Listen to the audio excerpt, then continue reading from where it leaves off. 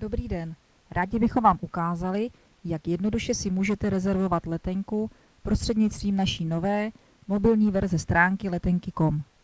V první řadě si musíte vybrat odletovou a příletovou destinaci.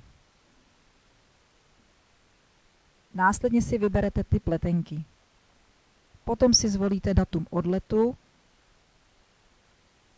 i příletu, počet a věkové rozhraní pasažérů. V položce rozšířené máte možnost výběru tolerance vyhledávání vámi požadovaného letu, možnost volby přímého letu, leteckého dopravce a cestovní třídy.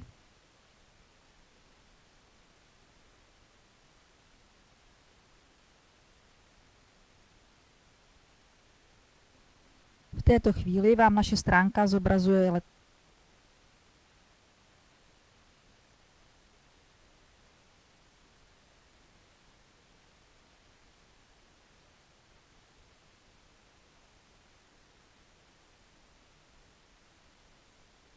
této chvíli vám naše stránka zobrazuje lety všech dostupných dopravců seřazené podle ceny od nejlevnější nabídky.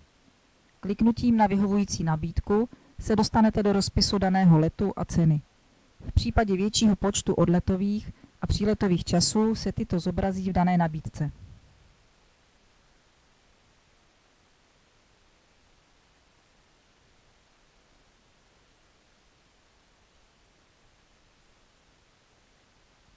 V následujícím kroku vyplníte údaje o pasažérech, jako je oslovení, jméno a příjmení, poštovní adresa, město, směrovací číslo, telefonický kontakt v mezinárodním formátu, mailová adresa a odsouhlasíte tarifní podmínky dopravce i souhlas se zpracováním osobních údajů. V následujícím kroku máte možnost výběru jednoho z pojištění.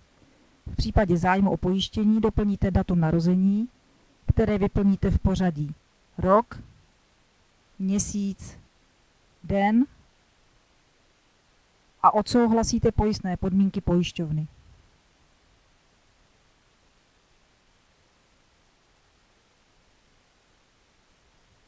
V předposledním kroku si vyberete způsob platby za rezervaci. Pokud jste firma nebo organizace, máte možnost kliknout na položku Požaduji fakturu a vyplnit fakturační údaje vaší společnosti.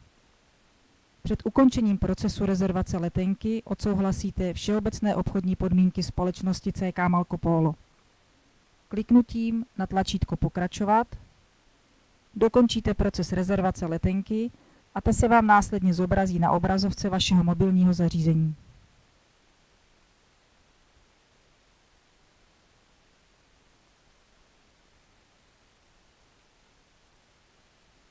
Uvedenou rezervaci vám zašleme spolu s proforma fakturou na vámi zvolenou mailovou adresu.